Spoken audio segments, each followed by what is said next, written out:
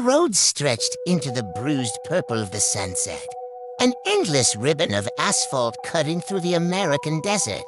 Jake's car, a modern piece of machinery now as useless as a rust-eaten relic, sat cooling on the shoulder. He cursed under his breath, thumbing the dead screen of his phone. No bars, of course. The silence was absolute, broken only by the whisper of the wind kicking up sand. It was a silence that felt heavy, like a hell breath.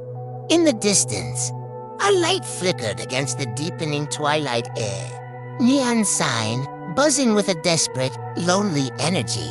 With no other choice, Jake started walking. The town, when he reached it, was like stepping onto a forgotten movie set.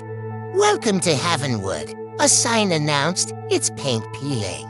The architecture was pure 1950s.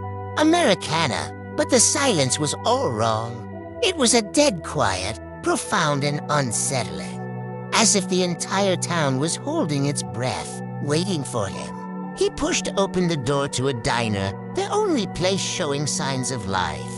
The bell above the door didn't jingle. It let out a dull, muffled thud that was swallowed by the room. The air was unnaturally cold, thick with the smell of stale grease and a cloying, burnt sugar scent that clung to the back of his throat.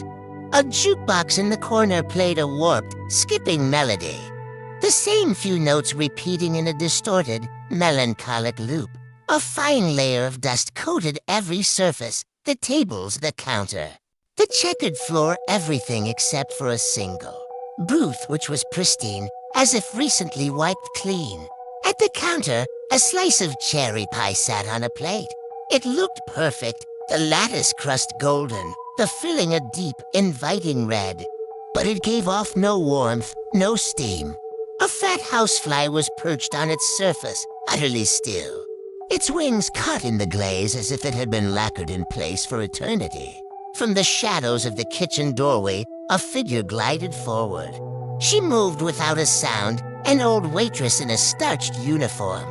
Her face was as pale as bone china, her eyes vacant and dark, fixed on him.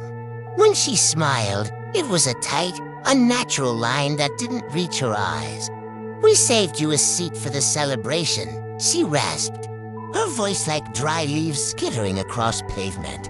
She gestured toward the motel across the street, its own neon sign flickering vacancy. The key she gave him felt cold as ice. Inside the motel room, the mid-century decor was perfectly preserved, but the air was stale with the scent of dust and decay. On the bedside table lay a newspaper, the Havenwood Chronicle. It was dated for today, but the year was 1958. The headline screamed of a devastating fire, a catastrophe that had consumed the entire town and all its residents in a single, horrific night. His blood ran cold as he scanned the article. A grainy photograph showed a group of smiling townsfolk at a community picnic. In the center, smiling that same tight, unnatural smile, was the waitress from the diner. The caption listed her among the dead. As he stared at her face, the skipping melody from the diner's jukebox seemed to grow louder, the notes twisting into a frantic, distorted shriek that filled the room. Drawn by a morbid curiosity, Jake peered through the window's grimy pane.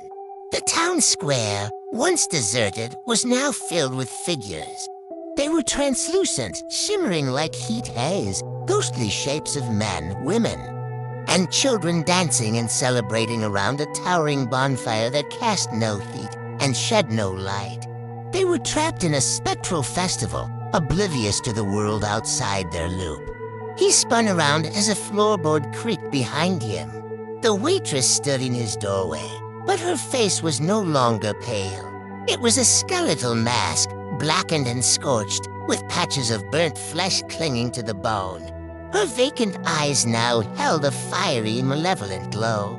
"Welcome to the party," she hissed, the sound a mix of a whisper and a crackle. The door slammed shut with a deafening boom, and as the ghostly music swelled to a crescendo, Jake watched in horror as his own hands began to fade. His form, turning translucent, another lost soul joining the endless, fiery celebration.